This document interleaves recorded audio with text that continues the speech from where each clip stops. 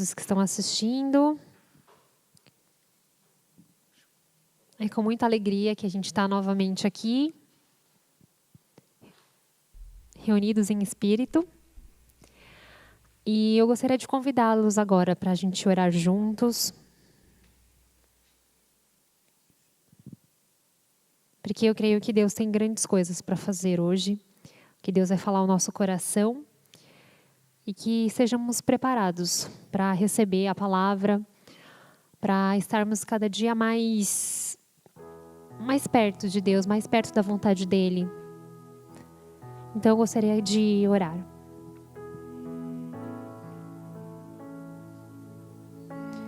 Ó Pai, é tão bom podermos Te adorar, podemos fazer parte do Teu corpo, ter uma família em Cristo tão diversificada, tão boa, tão unida. Deus, obrigada por cada irmão desta igreja, por cada servo, por cada um que Te busca intensamente, busca a cada dia uma vida mais parecida com o Teu, Jesus. E nós como igreja queremos caminhar nesse sentido. Que este domingo a gente possa experimentar ainda mais do Teu amor, experimentar mais da Tua paz, da Tua vida, conhecer mais da Tua verdade e viver esta verdade, Senhor. Que o Senhor venha nos encorajar hoje à tarde, venha fortalecer nossa fé, para que a gente possa caminhar na direção da Tua vontade, Senhor. Que a Tua igreja não fique acomodada, que a Tua igreja não se acostume com os cultos dominicais, que a gente não se acostume com a Tua presença, mas que a gente possa valorizar cada comunhão, cada louvor que oferecemos a Ti, cada oração, cada palavra ministrada no nosso coração. Tira, Senhor, toda a insensibilidade, tira toda a dureza do nosso coração. Ou também tira todo o pecado que possa estar impedindo do Teu agir completo na nossa vida. Queremos ser purificados, queremos ser moldados para estarmos livres para Te servir. Deus, eu Te peço que hoje à tarde a Tua obra também venha consolar aqueles corações que se encontram entristecidos. Esteja cuidando daquelas famílias que estão com dificuldades, sejam elas financeiras ou de relacionamentos. Peço para que o Senhor venha fortalecer laços familiares, venha moldar cada coração. Peço para que o Senhor também toque naquele coração que está abatido, que se encontra triste. Venha com a Tua palavra, venha com os louvores, fortalecer este coração. Venha também, Senhor, estar direcionando aqueles corações que estão em dúvida, que buscam uma direção a seguir, que têm escolhas a fazer e não sabem quais escolhas são as corretas ou do Teu agrado. Vem com a Tua palavra, a Tua luz, mostrar a Tua vontade, direcioná-los na Tua vontade. Esteja também com aqueles que têm planos pela frente, que o Senhor venha fortalecer o vigor, o ânimo em Ti, para que possam concluí-los, mas de acordo com a Tua vontade. Esteja com as famílias, que as nossas famílias da igreja não sejam simplesmente famílias formadas, mas que sejam famílias fortalecidas para serem inspirações neste mundo. Que as famílias possam ser fortalecidas no laço de amor, no laço que há em Jesus. Que não seja um amor condicional, que não seja simplesmente aguentar um ao outro, mas que o Senhor venha e trabalhe em todas as áreas da nossa vida. Senhor, reina no nosso trabalho, reina na nossa família, no nosso coração, na nossa busca e devocional com o Senhor, na nossa saúde.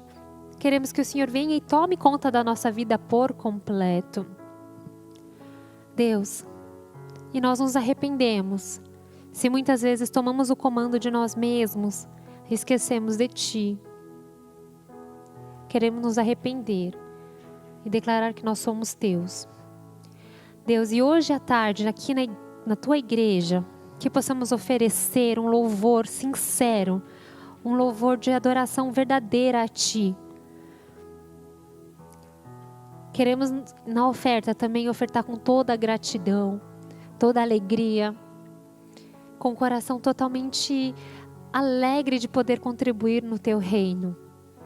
E na palavra, Senhor, que possamos dar valor à Tua palavra e aceitá-la com todo carinho. Que o Senhor venha e faça a Tua obra, Espírito Santo. Vem fazer o Teu querer. Move-se livremente aqui no nosso meio. É a Tua igreja. Que o Senhor toma o Teu lugar. E eu sei, Deus, que o Senhor tem grandes coisas para fazer. E nós queremos sempre focar em Ti, Jesus. Não focar nas coisas que o mundo nos traz, mas sabemos que o Senhor está para voltar, que o Senhor nos ama e que o Senhor um dia já pagou um preço por nós, para vivermos somente por Ti.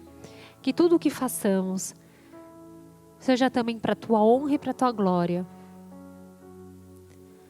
Deus, entregamos todo o resto desta tarde nas Tuas mãos. Novamente nós pedimos, reina Jesus, em Teu nome. Amém. É muito bom louvarmos a Deus e podemos experimentar um pouquinho de Jesus no nosso dia a dia, né? E que a gente não venha simplesmente experimentar Jesus, mas que a gente possa viver verdadeiramente e assim transmitir às outras pessoas com a nossa vida. Amém? Vamos adorar ao Senhor por meio de músicas. Gostaria de convidá-los para todo mundo junto louvar a este Deus.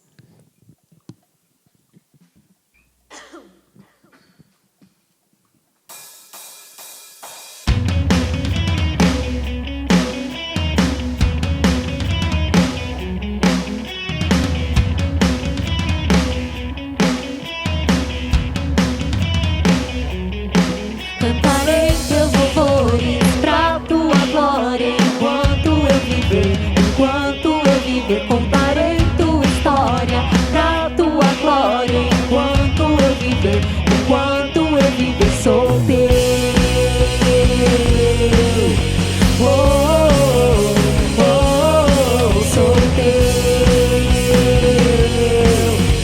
Oh, oh, oh. Cada instante pra Tua glória, todo tempo louvarei, pela Tua graça eu viverei. As batidas do meu peito querem conhecer-Te mais, meu Salvador, eu vou mostrar que és o Deus que satisfaz. Cantarei Teus louvores pra Tua glória. Enquanto eu viver, contarei Tua história pra Tua glória. Enquanto eu viver, sou Teu.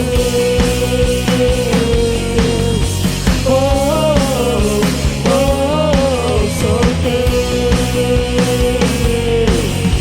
Oh, oh, oh. Cada instante pra Tua glória, todo tempo eu louvarei, pela Tua graça eu viverei. E as batidas do meu peito querem conhecer-Te mais, meu Salvador, eu vou mostrar que és o Deus que satisfaz. Cantarei Teus louvores pra Tua glória. Enquanto eu viver, contarei Tua história pra Tua glória. Enquanto eu viver, cantarei Teus louvores pra Tua glória. Enquanto eu viver, contarei Tua história pra Tua glória.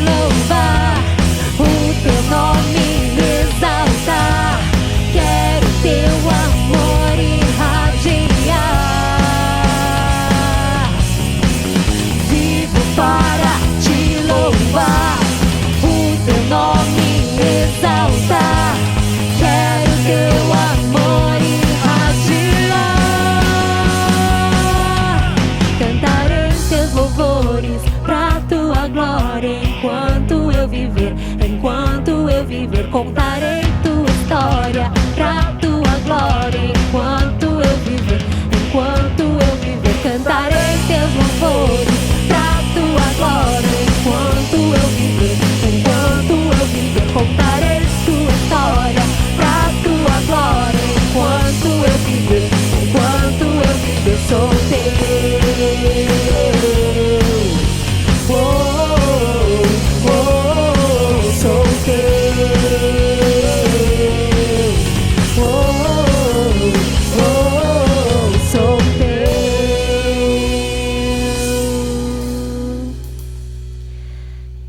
Nós contaremos e cantaremos os louvores do Senhor, porque Ele está perto. O Senhor vem para nos buscar.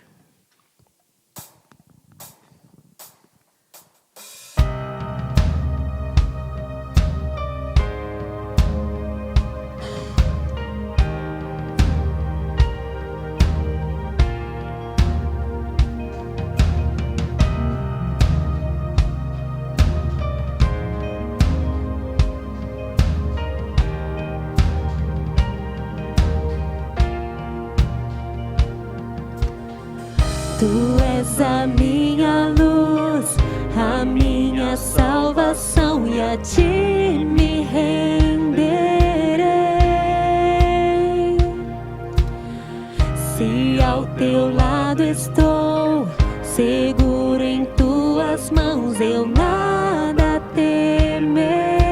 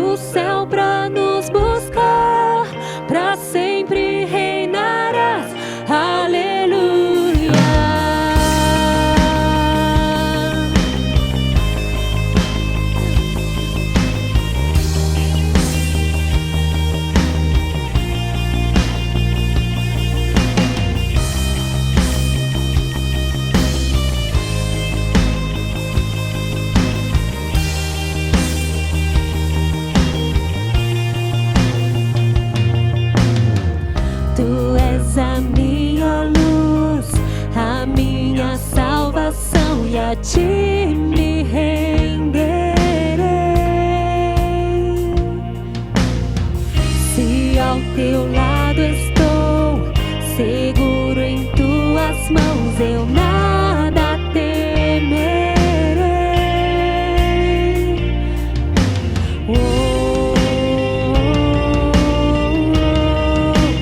Tu és santo, ó Senhor.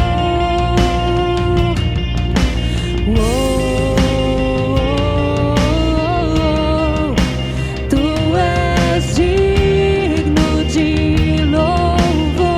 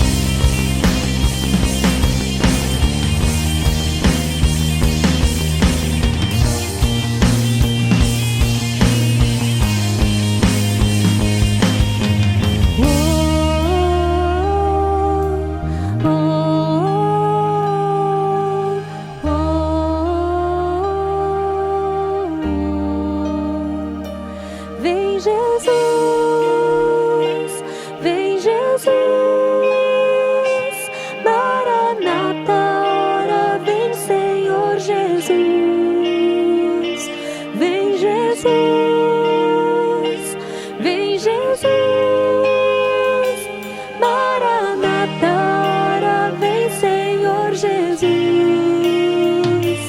Vem, Jesus. Vem, Jesus.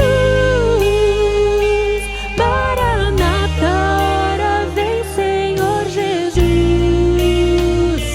Vem, Jesus. Vem, Jesus. Maranata, ora vem, Senhor Jesus. Vem, Jesus. Vem, Jesus. Maranata, ora vem, Senhor Jesus. Vem, Jesus. Vem, Jesus. Maranata, ora vem, Senhor Jesus. Só em ti confiarei, eu nada temerei. Em frente eu irei, pois eu sei que vivo está. E um dia voltarás do céu pra nos buscar, pra sempre reinarás. Aleluia. Só em ti confiarei, eu nada temerei. Em frente eu irei, pois eu sei que vivo está. E um dia voltarás do céu pra nos buscar, pra sempre reinarás. Aleluia.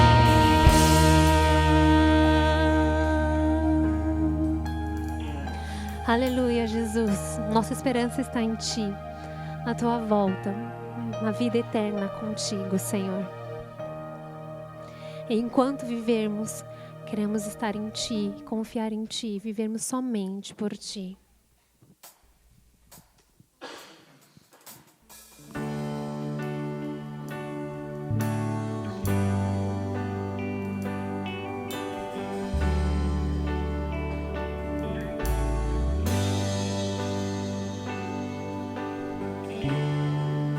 Digno desta canção, só Tu és Senhor.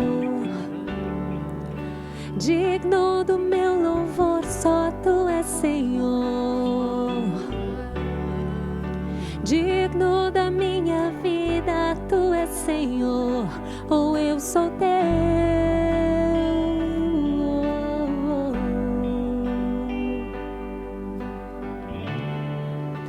Nome que é sobre todos é o Teu Jesus.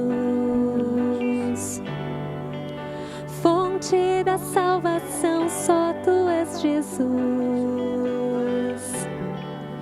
Digno da minha vida, Tu és Jesus, ou eu sou Teu. Eu sou Teu. Santo, és incomparável, és inigualável. Abre os meus olhos, Senhor, mostra quem Tu és e enche o meu coração do amor que faz mudar o mundo.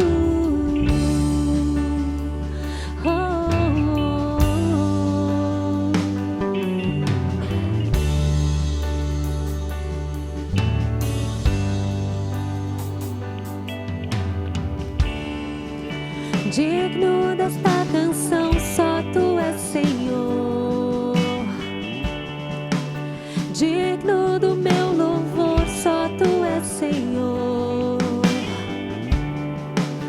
Digno da minha vida, Tu és Senhor, ou eu sou Teu.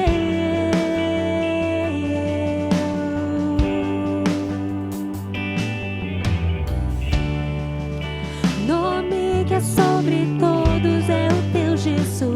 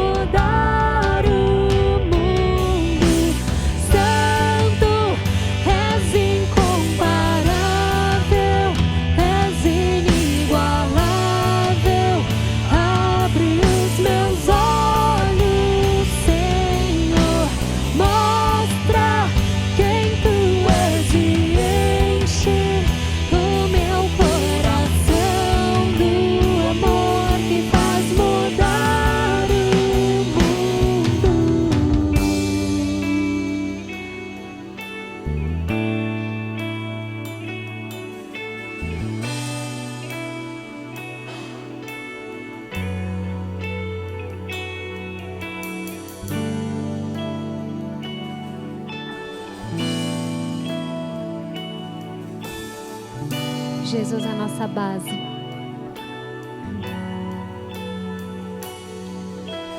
Eu vou construir minha vida em ti. Tu és meu fundamento. Eu vou confiar somente em ti. Não vou ser abalado. Eu vou construir minha vida em ti. Tu és meu fundamento. Eu vou confiar somente em ti. Não vou ser abalado. Eu vou construir minha vida em ti. Tu és meu fundamento. Eu vou confiar somente em ti. Não vou ser abalado. Santo, és incomparável, és inigualável. Abre os meus olhos, Senhor. Mostra quem tu és e enche o meu coração do amor que faz mudar o mundo. Santo, és incomparável, és inigualável. Abre os meus olhos, Senhor. Mostra quem tu és e enche o meu coração do amor que faz mudar o mundo. Eu vou construir minha vida em ti. Tu és meu fundamento. Eu vou confiar somente em ti. Não vou ser abalado.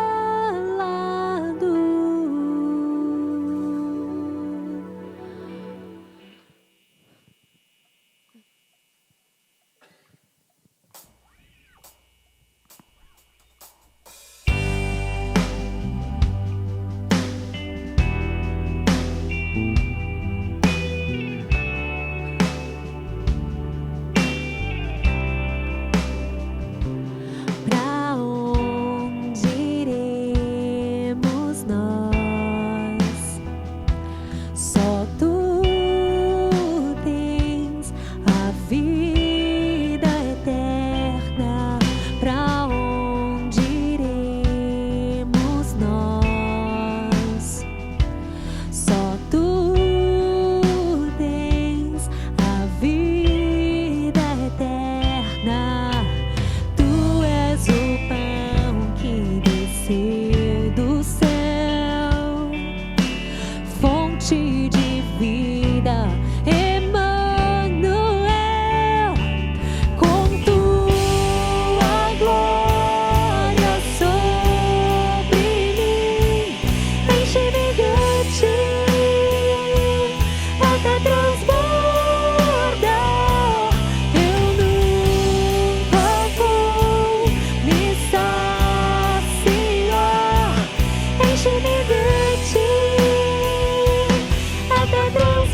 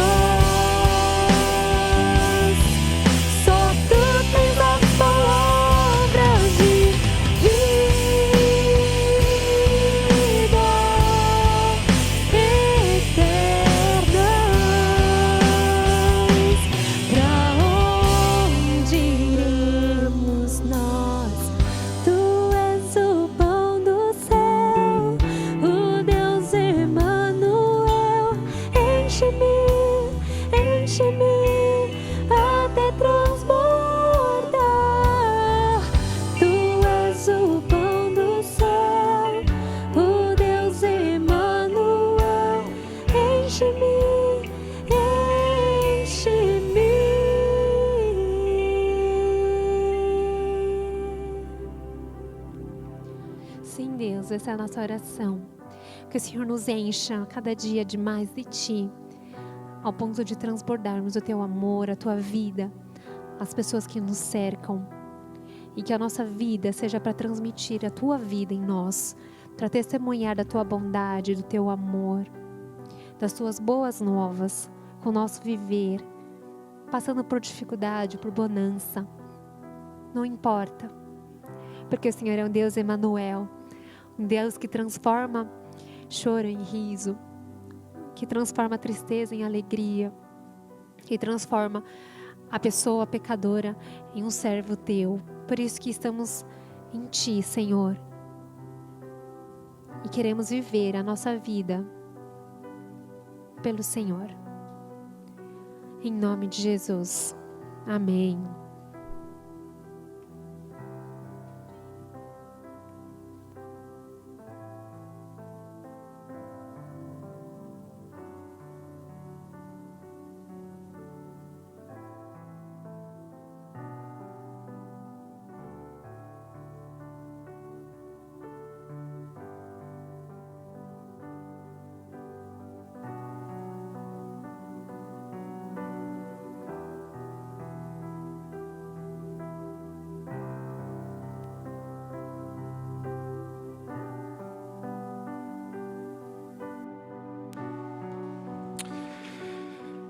Amém, glória a Deus.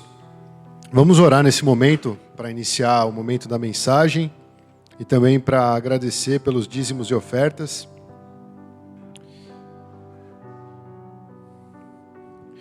Senhor, muito obrigado por esse tempo, obrigado por esse tempo de louvor onde o Senhor manifesta a Tua presença, aquieta a nossa alma, o Senhor atrai o nosso coração e nos faz, Deus, tirar o foco de todas as coisas que não são tão importantes como nós achamos. E a gente consegue voltar todo o nosso ser para adorar o Senhor, o nosso Deus que é digno, aquele que merece todo o nosso louvor, adoração, a nossa gratidão, a consagração das nossas vidas. Muito obrigado, Senhor, porque a cada dia o Senhor tem sido presente na nossa caminhada.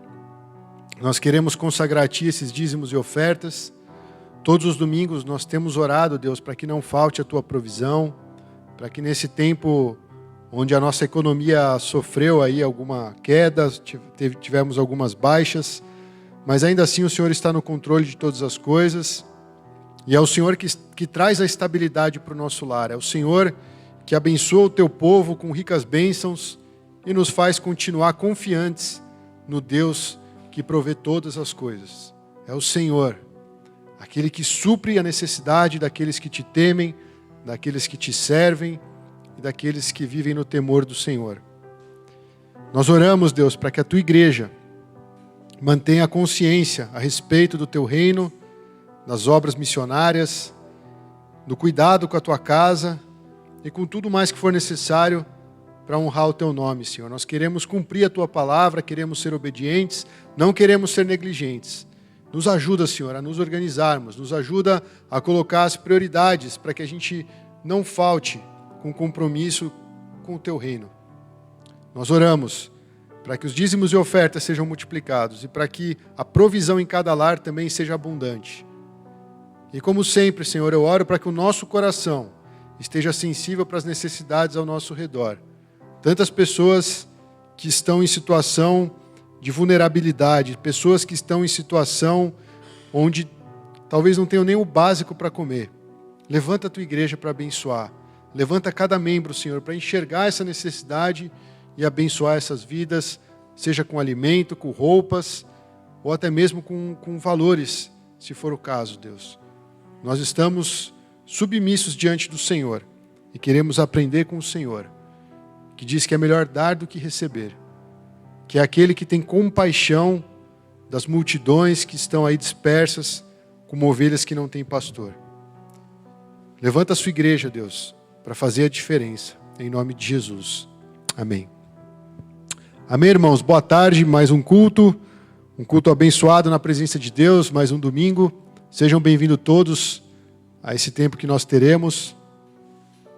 E Eu vou compartilhar um pouquinho hoje sobre um tema, parece estranho esse tema, né? Uma igreja exemplar, mas nós vamos voltar para a questão de Atos. Em Atos nós vimos um avanço missionário a partir do martírio de Estevão, não sei se vocês lembram ali. Aí nós avançamos para aquela revelação de Cornélio, na verdade de Pedro. Deus revelou para Pedro que ele não deveria considerar impuro aquilo que ele considerava puro, e ali Pedro entendeu pela primeira vez que o evangelho deveria também ser para os gentios e não apenas para o povo judeu. A partir disso nós avançamos um pouquinho também e nós falamos, a gente passou brevemente, não foi uma pregação específica, mas nós falamos quando Pedro voltou ali para a igreja em Jerusalém e alguns cristãos que ainda tinham a sua raiz muito fortalecida ali no judaísmo, eles entraram no embate e quando Pedro disse a respeito da revelação, então a igreja concordou que o evangelho deveria também alcançar os gentios, já que o Espírito Santo tinha sido manifestado para o Cornélio e para a sua família. Então isso foi uma revelação enorme para toda a igreja, o evangelho chegou até nós, com certeza por conta dessa revelação em Atos 10. E aí nós avançamos mais um pouquinho também, e a gente vai ver que desde que houve essa perseguição, alguns cristãos foram dispersos, e aí eles continuavam pregando para os judeus. Mas alguns deles também começaram a avançar e começaram a compartilhar com os gregos. E aí que nós vamos ver todo esse desdobramento, e surge então uma igreja, um grupo que se reunia na cidade de Antioquia. Quando eu falo uma igreja exemplar, meus irmãos, eu não quero dizer que é uma igreja que está bombando, uma igreja que está na moda, uma igreja que tem um pastor que mais parece um ator, né, do que um pastor. Eu não estou dizendo uma igreja que agrada os olhos humanos. Eu quero falar a respeito de uma igreja que está no coração de Deus. Uma igreja que procura seguir a sua palavra, que procura ser sensível ao Espírito Santo para ser uma igreja exemplar. Eu lutei um pouco com esse tema, por causa desse termo, exemplar, né? Eu tinha pensado em uma igreja modelo, mas a verdade é que a igreja ela tem vários formatos, né? Independente da época, da cultura, da localização onde ela está, a igreja ela tem os princípios bíblicos para nortear a vida dela. Então, na verdade, não é um modelo, mas é um exemplo para nós. Como sempre, eu gostaria, antes de ler o texto bíblico, falar um pouco de todo o contexto que vai permear a igreja de Antioquia. O Império Romano ele se expandiu por todo o mundo, pelo menos o mundo como eles conheciam, como o mundo completo até então, e ele atingiu diversas regiões. Quando eles conquistaram o mundo, Antioquia era uma cidade muito importante. E, na verdade, nesse tempo que nós estamos lendo de Atos 11, Antioquia ainda era uma cidade muito importante e ela era a capital da província da Síria. Então, só para você entender aonde está mais ou menos situada essa igreja. Quando a igreja de Cristo ela sofreu a perseguição e ela foi dispersando por todos os lugares, eles chegaram também a Antioquia. E aí foi meio que estratégico você plantar uma igreja naquele lugar, naquela capital, pois ela tinha uma importância muito grande no mundo antigo e com certeza ela ia influenciar muitas vidas. Então você vai ver aí uma igreja que ela não se acomodou, uma igreja que ela não era formada só por judeus, uma igreja que estava num contexto, sim, difícil, um entorno difícil, mas uma igreja que agradou o coração do Senhor. Essa igreja ela é exemplar para nós, do século 21, ela é exemplar para Pão da Vida, e nós temos que tirar alguns aprendizados com a formação dessa igreja, com o que realmente norteava essa igreja para ser essa tal igreja exemplar. Então vamos aprender um pouquinho, lendo o texto bíblico de Atos 11, do 19 ao 26. Você pode acompanhar na sua Bíblia, ou como sempre, aí na tela. Os que tinham sido dispersos por causa da perseguição desencadeada com a morte de Estevão, chegaram até Fenícia, Chipre e Antioquia, anunciando a mensagem apenas aos judeus. Foi o que nós acabamos de falar. Eles receberam ali, começou a perseguição em Jerusalém, eles se dispersaram, mas por todos os lugares que eles foram indo, eles só pregavam para os judeus.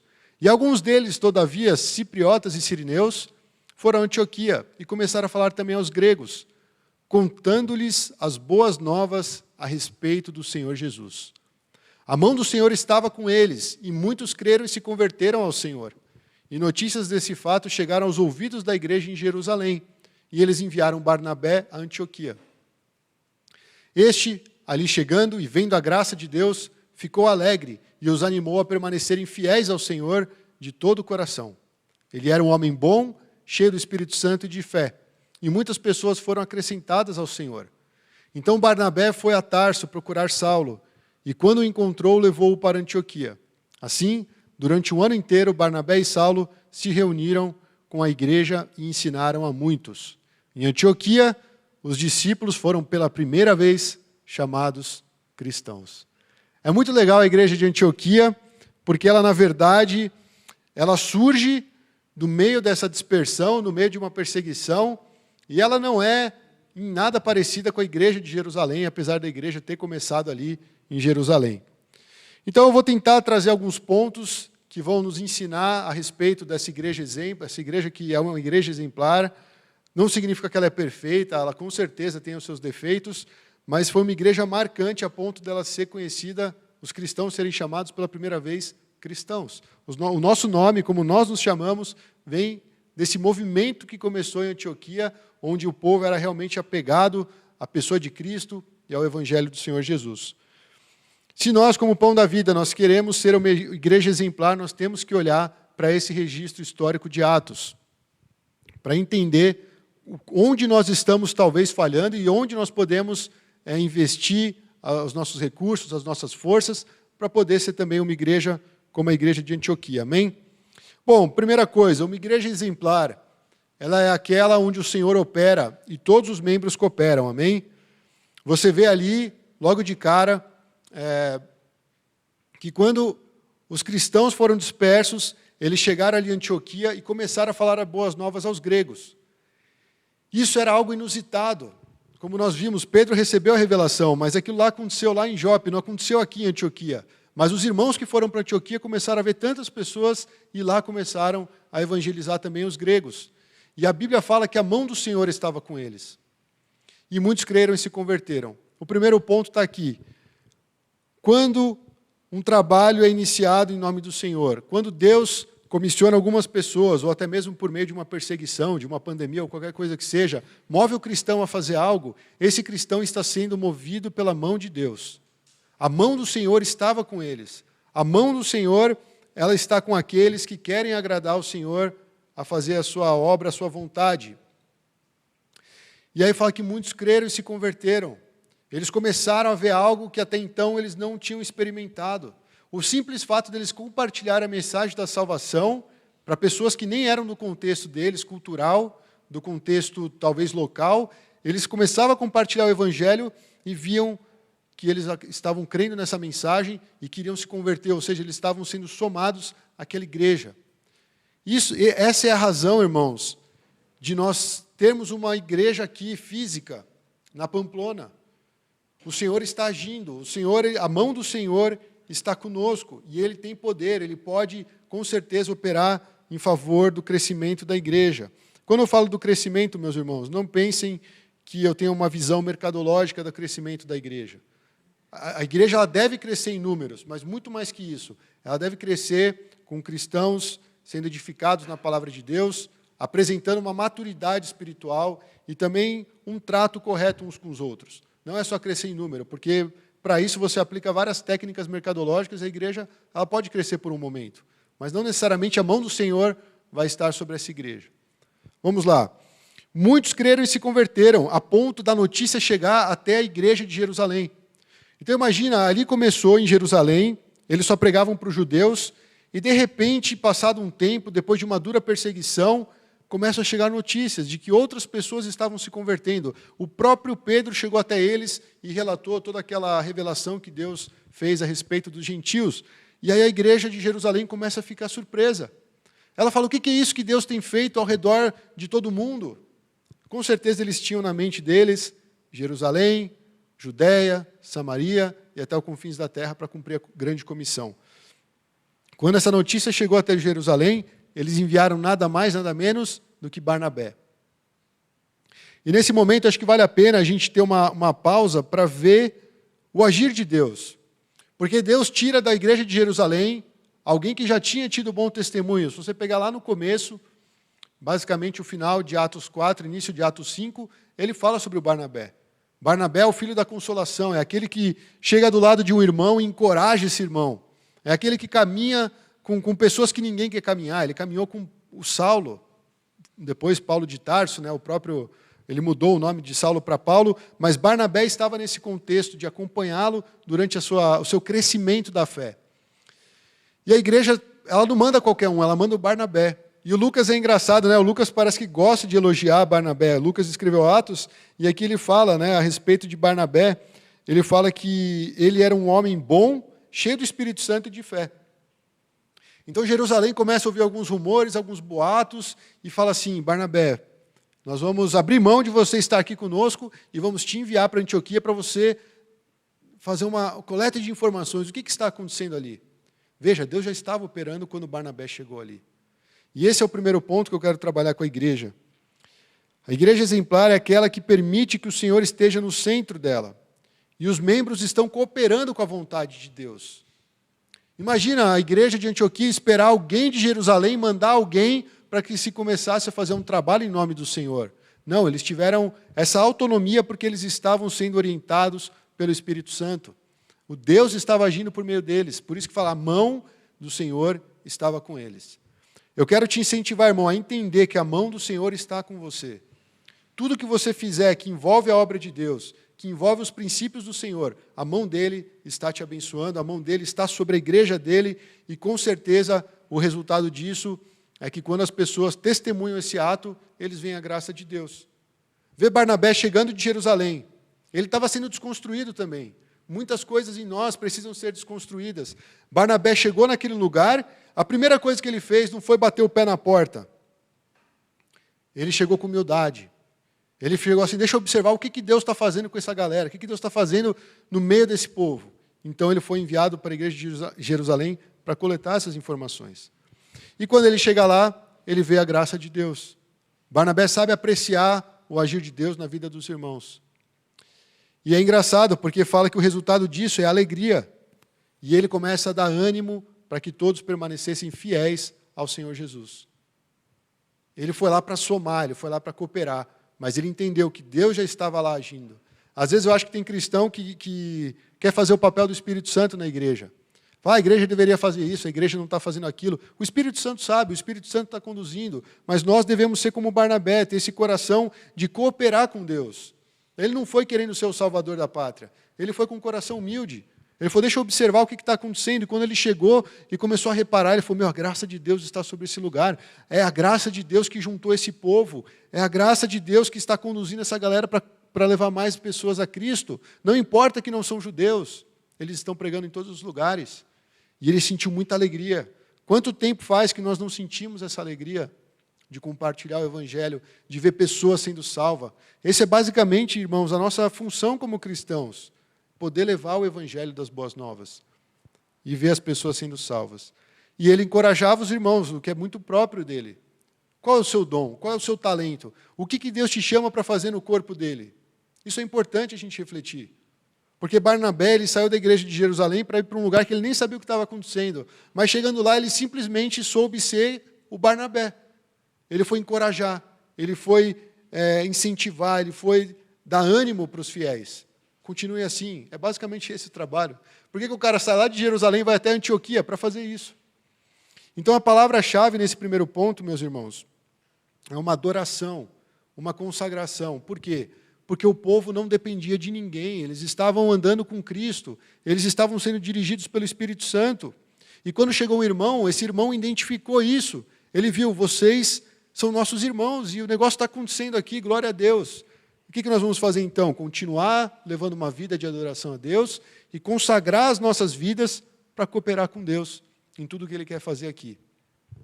Então, o primeiro ponto é isso, meus irmãos. Uma igreja exemplar é aquela que deixa o Senhor operar no seu meio, aquela que enxerga a mão de Deus agir sobre ela e também todos os membros estão juntos cooperando. Bom, isso aqui eu também falei, né? Acabei de concluir com essa questão da alegria e do ânimo aos fiéis que Barnabé levou e teve essa alegria. Falei da palavra-chave desse primeiro ponto, adoração e consagração. E eu vou para o segundo ponto já, meus irmãos. A igreja exemplar é aquela que valoriza a comunhão verdadeira e a edificação mútua entre os membros. Olha que interessante, aqui nós vamos continuar falando um pouquinho sobre essa notícia que chegou em Jerusalém. A igreja de Jerusalém, ela como responsável por ser ali a progenitora da igreja, eles se sentiram na responsabilidade de enviar alguém responsável, alguém maduro, alguém que tivesse, de fato, esse bom testemunho. Ele era um homem bom, cheio de fé, cheio do Espírito Santo. E mandou Barnabé para ter essas notícias. Quando ele chegou lá e viu a graça de Deus, ele com certeza entendeu o papel dele naquele lugar. Certo? Então nós estamos falando dessa notícia se espalhando, chegando até a igreja de Jerusalém, a Jerusalém entendendo a importância de se enviar alguém para ver o que estava acontecendo lá, e quando ele chega, ele faz toda essa atitude que nós acabamos de falar no primeiro ponto. Aí a questão é a seguinte, você vai ver que o ato de Barnabé, ele uniu os irmãos. Ele não chegou lá cheio de ideias. Ele não chegou numa igreja e falou assim, ó, é o seguinte, a equipe de louvor tem que funcionar assim. A parte de administração, você tem que fazer isso. Ó, a igreja de Jerusalém está mandando vocês agirem dessa forma. Não, ele não fez isso, meus irmãos. Ele valorizou aquela comunhão com seus irmãos. Ele começou a identificar naquela igreja de Antioquia pessoas que estavam levando o Senhor a sério, pessoas que sentiam, de fato, o chamado a pregar o Evangelho. E eles começaram a ter uma edificação entre eles. Eu vejo que é muito importante, para nós termos essa comunhão verdadeira, a gente ter a consciência de que Deus age na vida do nosso irmão. Às vezes a gente trata o nosso irmão como se ele fosse menos que nós, como se ele soubesse menos que nós. Que pelo simples fato, talvez, ele não ter ido para um seminário, ele não é um cristão competente. Mas a gente vê que Barnabé não agiu dessa forma. Barnabé, ele chega na igreja, vê a graça de Deus e fala, peraí, eu estou me identificando com esse grupo, eles são meus irmãos em Cristo, eles estão pregando o Evangelho, eu vou incentivar para que eles continuem firmes. Barnabé sabia o posicionamento dele, e ele chegou lá reconhecendo esse agir de Deus. Ele não chegou com fórmulas. Nesse tempo que eu tenho de ministério, várias vezes eu sentei com várias pessoas, eu não estou falando só da Pão, de diversas outras igrejas. E todo mundo tem resposta para como a igreja pode ficar melhor. Mas eu te pergunto, quantas dessas pessoas são como Barnabé, que senta no meio do povo, que vai lá e compartilha o coração com esse povo, que incentiva a perseverar? Às vezes, a nossa posição de falar o que a igreja deve fazer, ou como a igreja deveria estar, nos coloca como juiz. Talvez Deus até te chame para isso. Vai lá e dá uma cutucada nesse pastor, vai lá e cutuca seu líder de célula. Mas não no incentivo, não no intuito de destruir, mas de edificar. De chamar atenção para coisas que precisam melhorar. Mas eu vou te falar uma coisa, que tem esse chamado, tem o chamado para botar a mão na massa. Não só para virar um crítico de plantão. Não só para virar alguém que aponta o dedo. Se eu tivesse feito o que eu falei, o negócio estaria melhor. Não. Isso é o espírito de Absalão, né, que achava assim, se Davi julgasse retamente, né, o rei de Israel julgasse retamente a causa de vocês, vocês estariam numa situação melhor. Pena que eu não estou ali para julgar. Se eu estivesse julgando a sua causa, com certeza você seria bem sucedido. O que Absalão está fazendo? Davi não sabe reinar. Me coloquem no trono, porque eu sei o que fazer. Esse é o espírito de Absalão, irmãos. Mas nós temos que adotar esse espírito do Barnabé. Alguém que gosta de estar com a igreja. Alguém que entende o propósito de se estar entre os membros de uma igreja. Ele não chegou botando o pé na porta, ele não chegou com fórmulas, ele não chegou com uma receita de bolo, ele não chegou com o livrinho de como a igreja deve se comportar nos próximos 10 anos. Ele chegou lá para ter uma vivência com aquele povo. E por isso que eu acho que nesse segundo ponto, uma igreja exemplar, é uma igreja que tem uma comunhão verdadeira. Porque a comunhão verdadeira, quando nós usamos aquela palavra, koinonia, que tem até uma banda aí antiga que tem esse nome, quando a gente fala desse termo, nós não estamos falando só de sentar junto e ter uma identificação um com o outro. O cara aqui gosta de rock, eu também gosto. Nossa, então eu vou falar de Jesus para ele. Nossa, aquele lá anda de skate, eu também ando. Então vamos lá, vou ser amigo desse cara. Não, comunhão é o cara que é um pobre banguela, que não tem recurso nenhum, conheceu Jesus, e ele olha para um doutor rico, perfumado, cheiroso, não sei o quê, e eles têm uma afinidade. Eles têm um vínculo. É o Senhor Jesus. E um vai ajudar o outro mutuamente. Esse é o corpo de Cristo, meus irmãos. A igreja de Antioquia também é interessante você pensar do lado dela. Ela abriu o coração para receber Barnabé. Eles podiam falar, não, cara, você veio de Jerusalém, você está pregando para judeus, você não entende nada. Mas não, eles falaram assim, Barnabé, você veio de Jerusalém, que bênção. Vem aqui, vem conviver conosco. Participa do que nós estamos participando, vem junto. É uma igreja que agrega, uma igreja que acolhe, uma igreja que está ali de braços abertos para receber aquele que está vindo de fora. Aí eu tenho uma pergunta para a gente meditar. Como a minha presença em determinado local, como a minha presença, a minha participação entra em sintonia com o que Deus está fazendo ali.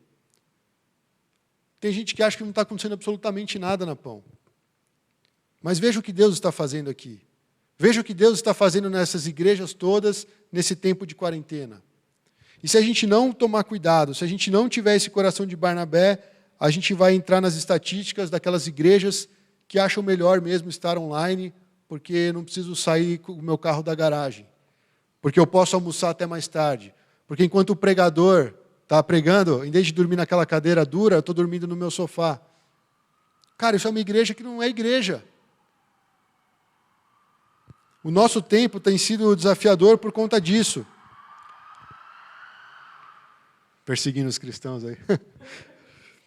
O nosso tempo ele é desafiador porque nós temos várias ferramentas ao nosso alcance. Nós temos a internet, nós temos aí várias ferramentas. Aliás, nós vamos usar uma ferramenta após a administração do louvor em chinês. O pessoal veio falar, o que você acha da gente juntar todo mundo por Zoom? Faz tempo que a gente não se vê, não sabe quem está participando domingo. Vamos lá, então, juntar todo mundo e a gente vai se ver e compartilhar um pouquinho. Isso é a vontade de ter uma verdadeira comunhão. Isso é aquele coração de um cristão que sente falta dos irmãos para ter uma edificação mútua no corpo de Cristo. Então, são iniciativas, mas essa iniciativa nunca vai substituir o presencial. Então, veja, a verdadeira comunhão é você amar alguém que aquela pessoa, talvez a única identificação que ela vai ter com você é que ela foi salva por meio de Jesus. Ela vai ter gostos diferentes, ela vai ter uma educação diferente, ela vai ter uma cultura diferente, um linguajar diferente, a forma como ela mastiga é diferente da sua, e tudo por aí vai sendo diferente. Mas uma coisa vocês têm em comum, vocês fazem parte da mesma família, que é em Cristo, que está unida em Cristo. E o Espírito Santo está agindo nessa igreja. Por isso que eu peguei esse exemplo de Barnabé sendo enviado até Antioquia. Tanto um teve a disposição de chegar humildemente, quanto a própria igreja teve o coração aberto para receber essa pessoa, sem segundas intenções de nenhuma das partes. Agora tem gente que fala assim, o que eu vou ganhar servindo lá? O que eu vou ganhar tocando no louvor? O que eu vou ganhar pregando? Cara, você não vai ganhar nada, você vai ganhar a bênção de Deus, o galardão está lá. Se você espera bênçãos de homens, reconhecimento de pessoas, a motivação já está errada. Nós não podemos buscar essas coisas na igreja. Então, como a minha presença, a minha participação entra em sintonia com o que Deus está fazendo na igreja?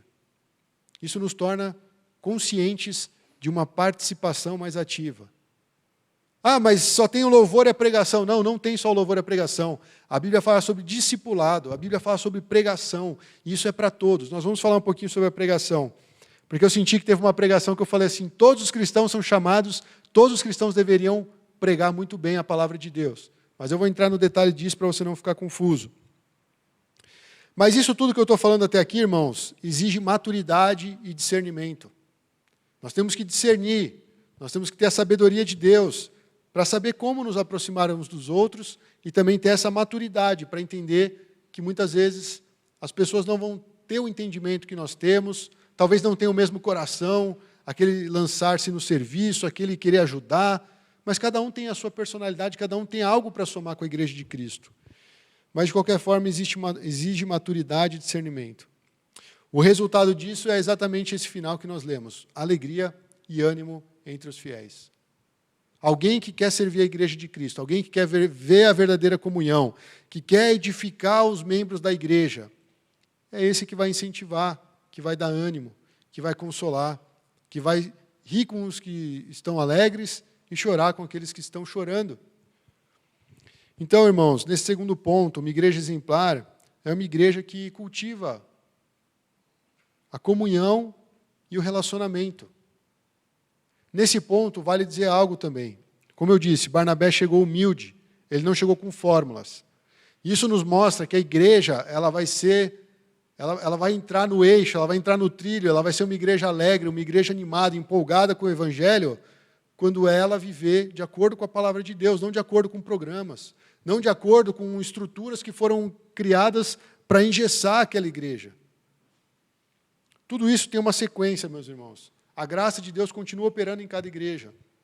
Então nós não podemos formatar, nós não podemos abrir mão da comunhão e do relacionamento.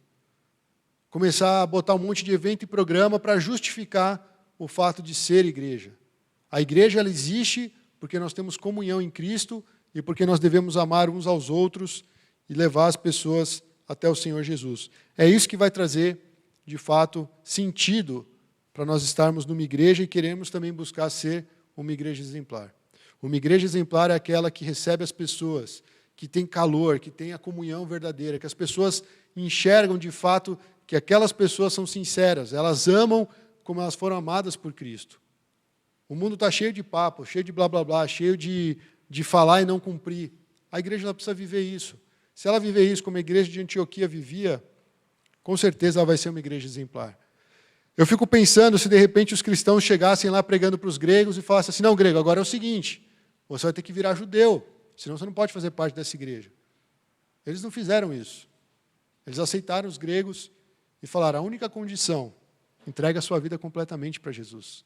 Jesus vai te guiar, Jesus vai te ensinar, e você vai ser alguém melhor, você vai ser alguém que pode demonstrar o amor de Deus, e além de tudo isso, você vai estar salvo da ira vindoura, você vai estar salvo para a eternidade, para viver com Cristo. Então você vê que a comunhão com Cristo ela vai se desenvolver também no corpo de Cristo. Amém? Então essas são as palavras-chave do segundo ponto. O terceiro ponto, a igreja exemplar é aquela onde cada membro procura seguir Jesus. E eles também se parecem cada vez mais com Cristo. É estranho você ir numa igreja, vamos supor, a gente vai para uma igreja com 18 anos, a gente vê aquelas pessoas ali. A gente começa a ver uns comportamentos estranhos, fala, isso aqui não tem muito a ver com o Evangelho, esses caras não seguem muito a Bíblia, eu vou para outro lugar. Aí depois de 10 anos você volta para aquele lugar e você vê que os caras continuam igual. Aí você faz a pergunta, quem que vocês estão seguindo? Vocês estão seguindo um pastor, vocês estão seguindo um modelo, vocês estão seguindo a matriz dos Estados Unidos, afinal de contas, o que vocês estão fazendo da vida de vocês? Jerusalém mandou Barnabé, talvez para sondar, como é que esses caras estão se virando? O que esses caras estão pregando? O que esses caras estão fazendo da vida? E quando ele chegou lá, ele viu a graça de Deus, viu os irmãos pregando o Evangelho, pessoas sendo salvas, vivendo uma verdadeira comunhão, e cada um se tornando mais parecido com Jesus. A ponto de que nós vimos que lá foi a primeira vez que nós recebemos esse nome, cristão. Um outro fator que eu percebi para falar sobre essa ideia dos membros procurarem seguir Jesus. Quando Barnabé esteve lá, ele não ficou lá dependendo somente daquilo que ele conhecia, daquilo que ele sabia. Eu achei muito interessante essa sequência que nós lemos no texto bíblico. Ele sai de Jerusalém, vai para Antioquia, estando em Antioquia, ele não volta para Jerusalém para buscar um reforço. Ele vai para Tarso. Ele vai lá para outro lugar chamar um cara que não tinha nada a ver com a igreja de Jerusalém. E quem ele chama para estar com ele? Saulo. E aí a Bíblia fala que eles se reuniram com a igreja e ensinaram a muitos. Eles não precisavam ir lá pregar o beabá, eles já eram salvos, eles já estavam pregando, mas eles precisavam ser edificados, eles precisavam fortalecer a fé, eles precisavam de alguém que entendesse o contexto que aquele povo estava vivendo. E aí em Antioquia, os cristãos foram chamados pela primeira vez cristãos, não é verdade? Aí eu não sei se vocês já ouviram essa curiosidade histórica, o grafite de Alexamenos, acho que é assim que pronuncia o nome desse cara. Esse é o termo que aparece em grego nessa inscrição, e isso eu estou colocando aqui, irmãos, porque é um fato muito interessante na história do cristianismo. Eu até conversei isso com o pastor Chang. Tem duas coisas quando a gente fala que lá eles foram pela primeira vez reconhecidos como cristãos. A primeira é que as pessoas olhavam e diziam assim, esses caras são coerentes com o que eles pregam, porque eles se parecem com o Senhor deles, eles se parecem com Jesus, eles se parecem com Cristo, então eles vão receber um apelido, cristãos. Mas tem aquela outra linha que concorda que esse foi o primeiro bullying no cristianismo. Chamavam de cristãos de uma forma pejorativa. E de fato isso tem argumentos, por isso que eu estou trazendo essa história. As inscrições em grego está escrito exatamente isso. Alexamenos, adora o seu Deus. E é isso aqui que foi encontrado, mais ou menos, acho que no século III. Eles chamam de grafite, mas na verdade era uma impressão, né, na pedra, numa superfície, e você vê ali o tal do Alexamenos, né, adorando alguém crucificado. Só que esse alguém crucificado tem a cara de um asno. Isso é zombado dos cristãos, desde o começo da história do cristianismo. E a inscrição está dizendo assim, vai lá, adora o teu Deus. Tipo assim, o teu Deus aí é um asno crucificado. E por que eu estou mostrando essa imagem, irmãos? Primeiro porque isso é um fato histórico. Talvez aí um dos primeiros registros de que os cristãos eles eram satirizados no Império Romano. Os cristãos eles eram aqueles que paravam de se curvar aos deuses do panteão romano e grego e se voltavam somente para Jesus. Isso custava a vida de muitos. Isso mostra o compromisso que os cristãos tinham com Deus. O compromisso que eles tinham com a sua fé. A ponto de estar disposto a perder a própria vida para não se dobrar diante do imperador. Mas, por outro lado, também historicamente é reconhecido que aqueles cristãos, eles tratavam suas mulheres de uma forma única. Que aqueles cristãos, eles iam lá nos lixões onde os romanos jogavam suas crianças e eles adotavam essas crianças. Eles cuidavam das viúvas da própria igreja, mas também dos próprios romanos, que abandonavam para não ter despesa. Então, alguns imperadores começaram a abrir os olhos e falaram assim, esse povo é diferente. Então, quando a gente fala que lá eles foram chamados pela primeira vez cristãos, eles tiveram sim uma identificação com Cristo. Era um povo diferente, mas ao mesmo tempo tinha uma conotação de zombaria. E a gente não está livre disso até hoje. Provavelmente você já sofreu zombaria na tua escola, na tua empresa, na tua família, se a sua família não for cristã. Mas isso não impede, irmãos, a gente de continuar testemunhando Cristo. Isso não impede a gente de continuar nessa caminhada seguindo Jesus. É Ele que nos motiva a continuar. Ainda que estejam chamando Ele de asno, ainda que fale que a gente adora um Deus que é absurdo. A própria Bíblia diz isso. É uma loucura para o mundo. Os judeus não entendem, os gregos não entendem, ninguém entende o que a gente está fazendo. Mas nós somos salvos pelo poder do Evangelho. E nós adoramos um Deus que ressuscitou da morte. Então, é exatamente isso que significa, né, esse grafite de Alexamenos. Mas vamos avançar um pouquinho, falar um pouco dessas palavras-chave. Discipulado e compromisso. A igreja exemplar, irmãos, ela só vai ser um exemplo para o mundo, um exemplo para outras igrejas, quando ela tiver esse compromisso com a fé do Senhor Jesus. Quando tiver um compromisso de discipulado verdadeiro com Deus. Discipulado não é a gente querer saber o que o outro está vivendo. Não é a gente saber as feridas, as fraquezas, para a gente poder ter um recurso para depois usar contra ele. Discipulado é caminhar junto, é encorajar, é apontar a verdade. É você estar disposto a caminhar 2 milhas com essa pessoa. A gente pode engatinhar nisso, irmãos, mas tem que ser intencional. A gente tem que olhar para a igreja Pão da Vida e falar como eu posso crescer no discipulado, como eu posso discipular alguém, porque senão sabe o que vai acontecer? Nós vamos começar a querer se meter a criar eventos, nós vamos começar a querer atravessar o Atlântico para encontrar sentido na nossa fé, enquanto que a razão de ser da nossa fé está aqui dentro, vivendo uns com os outros, vendo o nosso irmão crescer em Cristo. Ah, mas isso aí não dá ibope, isso aí não me dá projeção, isso aí não me faz subir o degrau. Não tem problema, você não foi chamado para isso. Você foi chamado para edificar a igreja de Jesus, com seus dons, com seus talentos, sendo parecido com Jesus. Aí eu anotei uma frase aqui, ó. Não devemos, isso aqui eu tirei de um livro que chama Arte de Pastorear. Eu até ia trazer o livro, acabei deixando em casa. Mas quem tiver interesse em desdobrar um pouco aí o ministério pastoral, né? Quem sabe você tem um chamado, tem uns que não assumem ainda, mas nós vamos orar fortemente para que Deus levante esses jovens, né, para assumir essa posição. Mas ele conta um pouco da frustração ministerial que ele tinha, e como Deus foi direcionando ele, e como ele se percebeu no ministério para edificar a igreja e seguir o Senhor em tudo.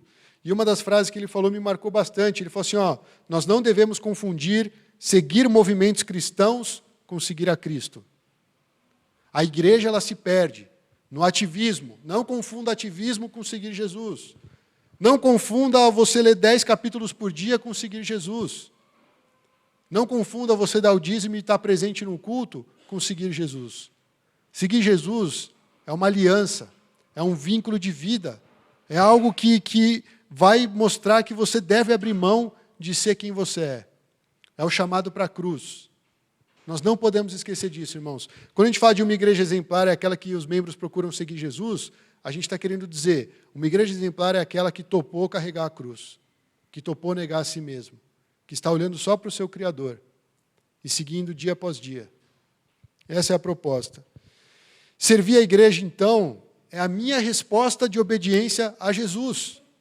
Você não serve na Pão da Vida porque você quer me satisfazer, porque você quer satisfazer o seu líder de célula, o pastor Chang, enfim.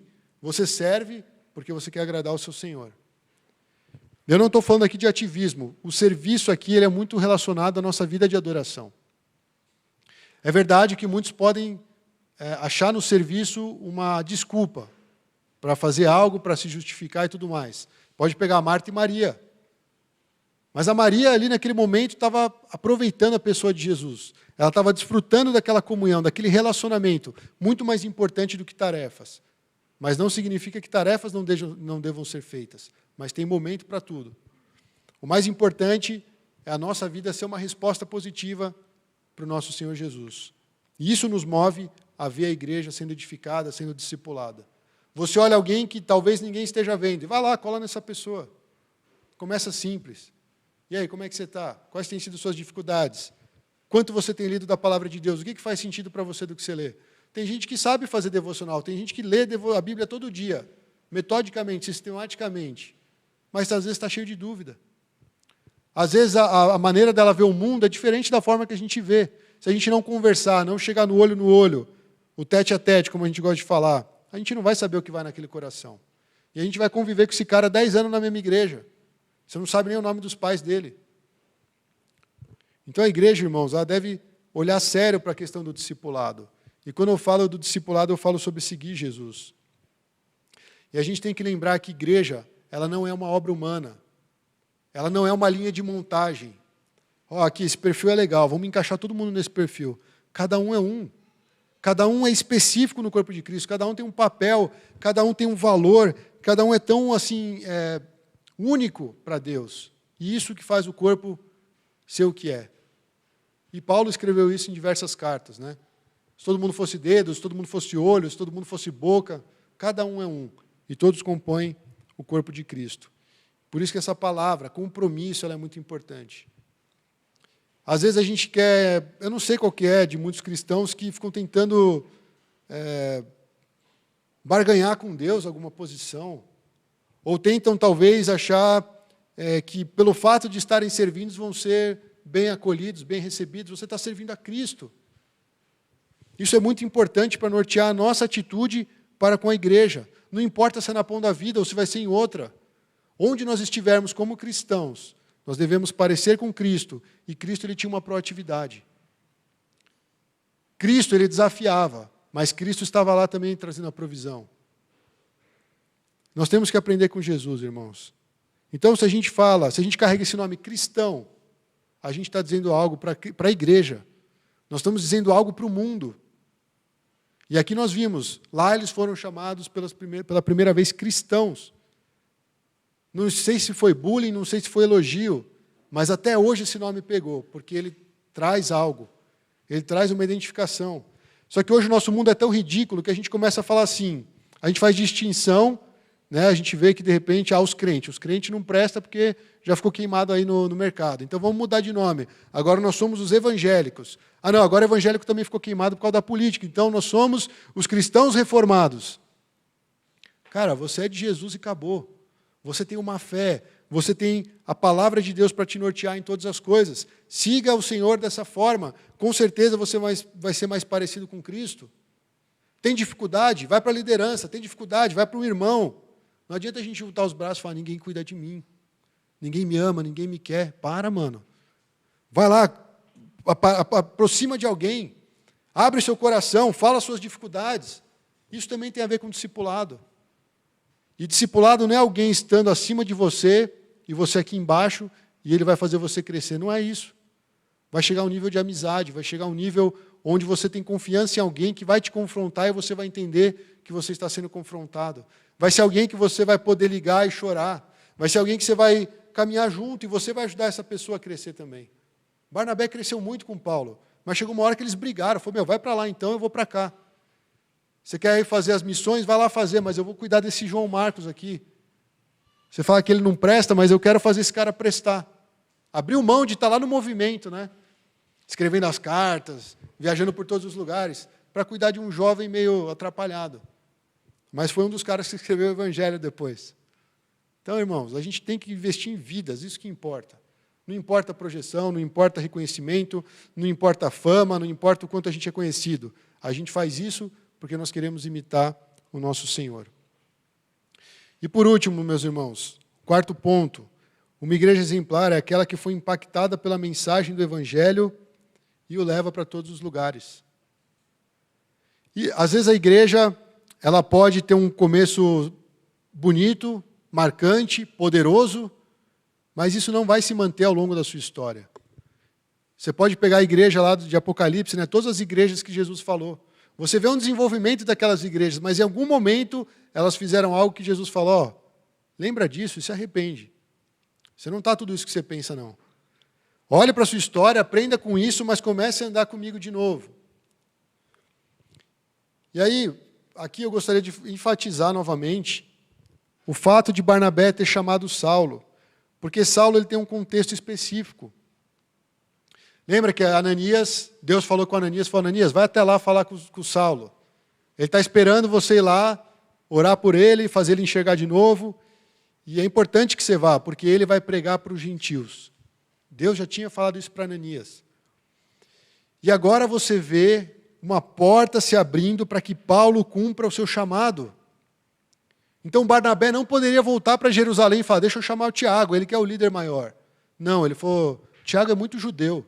Eu tenho que chamar alguém que é do povo, alguém que sabe lidar com essa diversidade cultural. Alguém que é versado nas Escrituras, alguém que conhece muito a palavra de Deus e se converteu de verdade. Aí ele vai lá atrás de Paulo. E Paulo era cidadão romano, e Paulo era judeu. E Paulo a gente viu que a partir dessa abertura, dessa porta, dessa oportunidade, ele deslanchou. Então, o perfil de Paulo. Continua? Tá bom. O perfil de Paulo é exatamente isso. E aqui eu queria fazer uma distinção, irmãos. Eu não quero me alongar muito nesses termos, mas aqui entra o que eu te falei. Todo cristão deve saber pregar. E aqui nós vamos entender o que eu quis dizer com isso. Existem duas palavras para distinguir esses termos na Bíblia. Existe a palavra querigma e a palavra didaquê. A palavra querigma, ela fala de uma pregação. É a pregação que nós vemos em Atos. É quando Pedro chegava e ele proclamava o seguinte, Jesus veio ao mundo para cumprir as Escrituras. Ele morreu na cruz pelo pecado do mundo. E ele foi aos céus, está sentado à direita de Deus. E ele chama todos os homens para que se arrependam e que entrem no reino. Isso é a proclamação, é a pregação. É isso que eu quis dizer que todos os cristãos devem saber pregar. Isso aqui é o beabá do Evangelho. Foi como você chegou até Jesus. Você é um pecador, mas existe uma solução. É Jesus Cristo. Você quer andar com o Senhor? Você quer abrir mão da sua vida? Você quer colocar Ele no centro da sua história? Então, ore comigo. Abra os seus olhos para enxergar Jesus na sua história. Isso é pregação. O ensino foi o que Paulo e Barnabé fizeram por 1 ano. Eles foram para Antioquia e continuaram pregando. Eles foram para Antioquia e ensinavam aquela igreja durante 1 ano. E aqui nesse ponto, meus irmãos, eu me assusto um pouco, porque quando a gente fala do ensino, hoje em dia o ensino é super desvalorizado. Parece que o cristão ele quer ficar no raso. Ele encontra desculpa para ficar naquele nível de conhecimento. Jesus é meu Senhor, meu Salvador, isso basta. Mas Paulo saiu de Tarso, Barnabé saiu de Jerusalém, e eles ficaram 1 ano ensinando uma igreja que já sabia pregar o Evangelho. Isso nos diz algo muito profundo. Isso mostra, meus irmãos, que a igreja que foi impactada pela mensagem do Evangelho, ela quer se preparar para avançar mais longe. E aqui, irmãos, eu fico tentando me segurar, mas não tem como. Eu fico lembrando quantas vezes nós não ouvimos, porque no começo da Pão era assim. Começo foi começo, nós já estamos no meio, quase no fim, não sei. Se Jesus voltar amanhã, já foi a nossa história. E a gente ficou olhando para trás, saudoso, dando tchauzinho. Nossa, como ele tocava bem baixo, ele era tão legal. Passou o tempo. A igreja não está tão forte quanto antes. A gente fica lá do passado. Mas a gente esquece de olhar para frente. O que fez a gente cair? O que fez a gente ser humilhado? O que fez a gente perder essa característica? O que aconteceu conosco que de repente Deus não está mais nesse negócio? E a gente se arrepende. E a gente aprofunda no nosso conhecimento da palavra de Deus. E a gente vai buscar a resposta que vem do Senhor. Isso envolve o ensino. Pessoas maduras apontando assim, ó, aqui, meu irmão, você deve fazer assim. Aqui, ó, seria interessante você orar dessa forma. Então nós somos ensinados. O papel do pregador hoje aqui na igreja não é só trazer uma mensagem de conforto para o coração dos membros. Isso é uma religião de consumismo. Você vai na igreja que te abençoa mais. Com Jesus é diferente, meu irmão. Você vai estar na igreja para abençoar aquele grupo. Você vai se doar. Você não vem para só receber. Nós temos uns conceitos muito errados, meus irmãos. Quando chegou Barnabé e Paulo, ficaram 1 ano ensinando esses caras, eles estavam falando assim, ó, vocês já sabem pregar o evangelho, vocês chegaram até aqui, muitos gregos foram alcançados, muitas pessoas estão sendo salvas, a graça de Deus é evidente aqui, mas vocês precisam amadurecer na fé, vocês precisam crescer em algumas áreas, e nós queremos ajudar vocês. 1 ano pregando. E eu quero lembrar que a pregação de Paulo, ela fez um cara dormir, ele caiu, foi tido como morto. Então, Paulo não era um cara que pregava arroz com feijão. Ele era um cara que ia na palavra, ele ia lá esmiuçando. Ele descia a lenha, vamos dizer assim. Mas aquilo, para um coração sedento, era um banquete. E as pessoas estavam absorvendo aquele ensino. Hoje a gente despreza os mestres, né? A gente quer ir atrás dos profetas. Ah, fala aí como é que vai ser meu amanhã, eu vou ganhar um carro. Não, você precisa ler mais a Bíblia. Não, isso aí eu tenho meu MP3 aqui, eu vou ouvindo quando eu vou para o trabalho. Eu quero saber o que Deus quer falar para mim agora. A gente virou muito místico. A gente esqueceu que o trabalho do ensino, de aprofundar nas Escrituras, de ter instrução por meio da pregação, é algo muito importante. E muitas igrejas se desviaram porque elas abandonaram a palavra de Deus. Estão indo atrás aí como é que fala? Daqueles que pregam sociologia, psicologia, o tal do coaching, e por aí vai. A igreja ficou perdida porque ela perdeu de vista as Escrituras. E eu quero lembrar que a igreja de Antioquia ela foi construída por meio do ensino das Escrituras. Chegaram lá, começou a juntar um grupo, de repente o grupo se olhou assim e falou, e agora? A gente vai continuar nesse nível? Os cristãos de Antioquia, eles queriam crescer. E a minha pergunta para nós hoje é se nós queremos crescer. Você está disposto a meter a cara nas Escrituras? Você está disposto a orar mais pela igreja? Você está disposto a entender o seu chamado e abraçar isso com unhas e dentes? É uma proposta. Porque a igreja não vai depender de 1 ou 2. A igreja depende de Jesus. E também da cooperação de todos os membros. A gente volta para o primeiro ponto. Isso é uma característica da igreja exemplar, não é verdade? Deixa eu ver se tem mais... o foco. Então, o foco e o objetivo dessa igreja de Antioquia era ganhar vidas, era cumprir a grande comissão. Eles começaram a ser perseguidos em Jerusalém, aí eles deram mais um passo, estavam na Judéia, deram mais um passo, chegaram em Samaria, e daqui a pouco eles estavam em Antioquia. Aí eles se ligaram e falaram, Mateus 28, 19 a 20, vai por todo mundo, prega o evangelho. Nós estamos cumprindo a palavra do Senhor. O que falta para nós?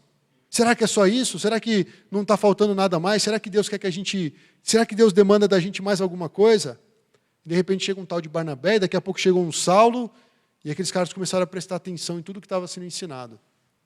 Eles cresceram com uma base sólida, com uma paixão no coração por ganhar almas, porque eles queriam cumprir a grande comissão. É triste, irmãos. Imagina, daqui a 30 anos, a Pão da Vida ser a mesma coisa que é hoje. Nós temos que ter a visão lá na frente. O que Deus quer para nós?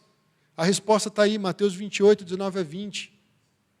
Então a gente vai se ajudando, a gente vai adorando a Deus com intensidade, a gente vai tendo comunhão verdadeira uns com os outros, a gente vai tendo um discipulado entre os membros da igreja e a gente vai avançando para o evangelismo. Mas não o evangelismo que a gente está acostumado aí no mundo. Agora é o seguinte, você vem aqui, você paga uma inscrição, você faz a sua história de como você foi batizado, você vem para esse grupo, nós vamos fazer uma excursão, lá vai bombar o evangelho. Aí a gente volta para a nossa igreja e continua com a nossa adoraçãozinha meia boca. Não. Isso aqui é um movimento que está acontecendo em cada igreja. A palavra-chave aqui é missões e evangelismo. É uma igreja que tem isso como DNA, uma igreja que tem isso no seu coração. Tudo que a gente faz, a gente vai direcionar para a missão. Cara, vou gravar um CD. Para quê? Para ficar famoso? Não tem MTV hoje, né? YouTube? Você quer aparecer lá no YouTube? Não. Eu quero que tudo isso aqui que a gente arrecadar seja convertido para as crianças lá na África, para esse projeto missionário, para aquele pastor que está lá no sertão. A gente vai fazendo as coisas com propósito. Para que você trabalha tanto? Porque eu quero ter um carro melhor, porque eu quero ter um apartamento melhor. Ok, legal, mas e depois? E em primeiro lugar o reino de Deus e sua justiça? Quando que isso vem no coração do cristão? Nós continuamos sendo aquele cristão que fala, Deus me abençoa. Eu estou acordando hoje, estou aqui sendo uma ferramenta para o Senhor para ganhar dinheiro para mim. Senhor, eu estou me dispondo do meu intelecto para o Senhor e eu vou fazer uma pós-graduação porque eu quero ser grande, eu quero ser reconhecido e aí eu vou falar que eu sou cristão. Não. Desde a base, desde o início, desde tudo que você tem, você consagra na mão de Deus. E você fala, Deus, isso é para ti. Eu quero agradar o seu coração. Eu quero consagrar a minha vida. Eu quero adorar o Senhor em todos os aspectos de tudo que eu faço, em todos os meus relacionamentos, no meu serviço na igreja e principalmente para cumprir a grande comissão. Então esse é, irmãos, o nosso papel. Para terminar, uma metáfora que eu também estive lendo, achei muito interessante. Aqui na Pão nós temos vários grupos, eu até hoje não entendo muito bem porquê, mas vários grupos, vários jovens que gostam de pescar. Não é o meu negócio favorito, mas eu sei que tem muitos que realmente amam fazer isso. E essa imagem é muito legal para a gente entender um pouco a respeito do ser igreja, a respeito das missões. Nós não somos os pescadores, nós somos o anzol. Nós fazemos parte de toda uma forma de Deus alcançar aquele peixe, mas nós podemos ser usados por Deus. Eu sou muito ruim de pescaria, mas eu sei que sem um anzol você não consegue pescar, na verdade. Eu estou errado, deve ter outra técnica aí. Pode ser, você lança a rede, tudo bem, é uma forma, mas estou falando desse tipo de pesca. O pescador é Jesus, e Ele espera que a gente esteja disponível e fala, Senhor, usa a minha vida. Eu não sei, eu não consigo alcançar esse peixe, eu não consigo converter aquele maluco lá, eu não sei entrar no coração dessa pessoa.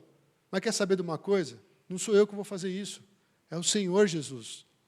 Por meio do Espírito Santo, você pode quebrantar aquela vida.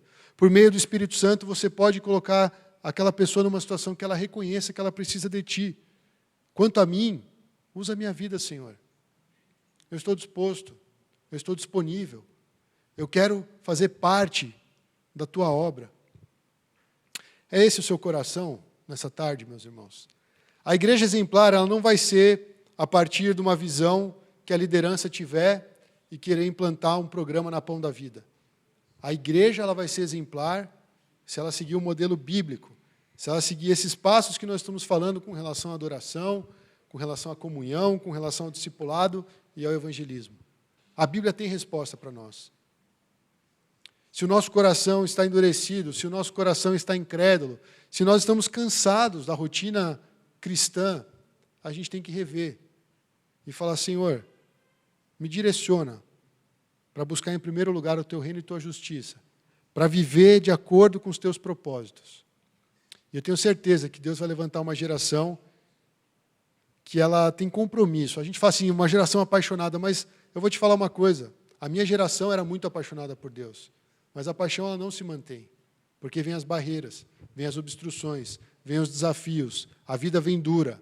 A paixão ela não se mantém até o fim, mas o compromisso sim, a fidelidade sim. E isso tudo depende do nosso coração, de falar, Senhor, seja o centro da nossa vida. E assim nós seremos direcionados para viver nessa realidade de uma igreja exemplar. Amém? Gostaria de orar agora com os irmãos, convidar os irmãos a orarem também.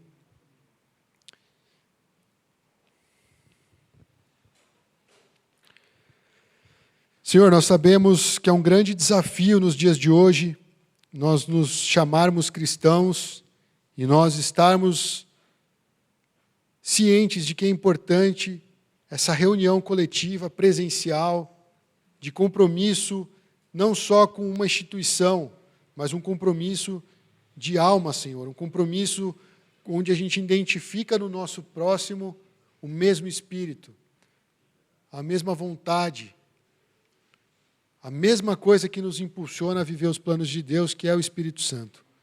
Nós oramos, Deus, para que em nome de Jesus, as barreiras que nos cercam, os conceitos errados, o entendimento deficiente das Escrituras, que todas essas coisas caiam por terra e que a sua igreja busque alcançar uma maturidade. Nós não queremos ser uma igreja exemplar para apontar para as outras e dizer, venham aprender conosco. Não, nós queremos ser uma igreja exemplar no sentido de ser uma igreja que assumiu o compromisso com a tua palavra. De ouvir a tua vontade e seguir essa vontade, não a nossa. É visível, Deus, como muitas igrejas têm se perdido por estarem tentando direcionar pessoas para fazer coisas que não estão na tua palavra.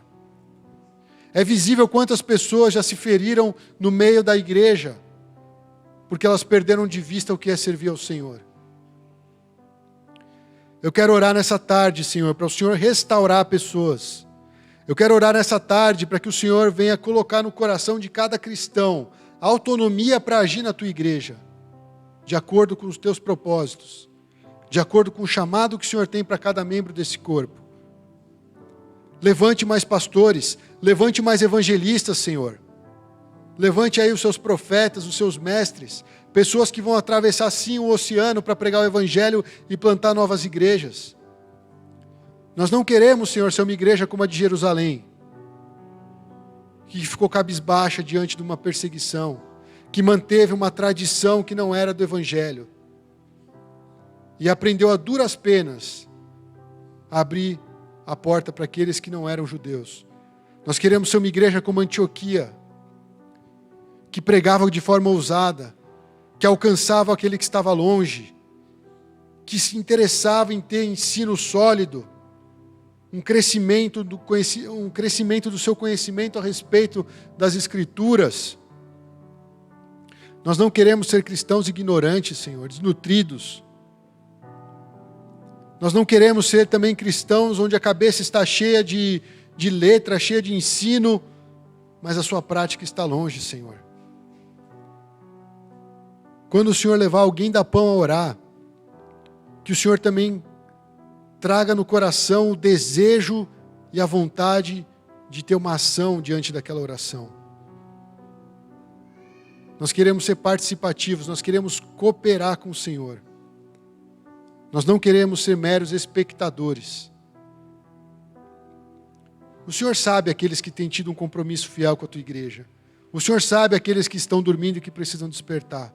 O Senhor sabe daqueles que estão feridos. O Senhor sabe todas as coisas, Deus. E nós queremos orar pela tua igreja nessa tarde, pedindo que o Senhor cumpra os teus desígnios para cada um. Porque os teus planos são bons. A tua vontade é boa, perfeita e agradável.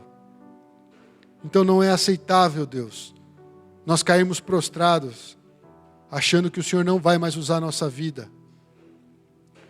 Não é admissível no seu corpo, Senhor, nós nos colocarmos no teu lugar. É o Senhor que reina. É o Senhor que deve estar no centro da tua igreja. E nós queremos sim, Senhor Jesus, te dar esse devido lugar, aqui na Pão da Vida.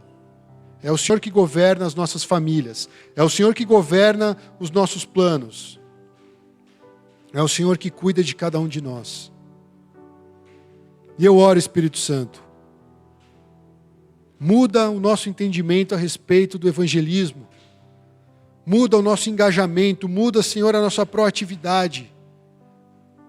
Nos faz seguir rumo a essa Antioquia cheia de pessoas que não te conhecem. Porque a partir disso o Senhor vai fazer uma igreja que serve de exemplo para muitas outras. Não importa o tempo que nós temos de caminhada cristã, é o momento de nós recebermos uma renovação do Espírito Santo. para caminharmos de acordo com a sua vontade e não com a vontade de homens, nem com a nossa própria vontade. Obrigado, Senhor, porque o Senhor nos aceita de volta. O Senhor está disposto a nos ensinar mais uma vez. O Senhor está disposto a nos fortalecer, a nos capacitar, a abrir o caminho para que muitas vidas sejam salvas. Que seja esse, Senhor, o nosso propósito de vida. Que nós sejamos uma igreja que agrade o teu coração. Em nome de Jesus. Amém. Amém, meus irmãos. Nós estamos encerrando esse momento de pregação. Lembrando que depois que nós tocarmos no chinês, nós falamos aí 15 para 6, né? Mas provavelmente acho que mais perto das 6, porque algumas pessoas vão se deslocar. Nós vamos pedir para a Karen abrir lá o Zoom, né? Ela que tem a conta, já que o Caleb está aqui servindo hoje. Então, provavelmente lá pelas 6 horas eu acho melhor a gente se encontrar para dar mais tempo, para dar tempo também da gente se programar aqui. Deu um problema aí na transmissão, parece que foi isso, né? Tá bom. Mas nós vamos colocar a pregação na íntegra aí na internet, no YouTube, né? Você vai poder seguir por lá. E nós nos veremos aí mais tarde. Que Deus abençoe a todos. Que queime no nosso coração querer ser uma igreja que agrada os olhos do Senhor. Amém? Essa é a minha oração e é isso que eu quis passar com essa mensagem no dia de hoje. Que Deus abençoe a todos. Que todos tenham uma ótima semana na presença do Senhor Jesus. Amém.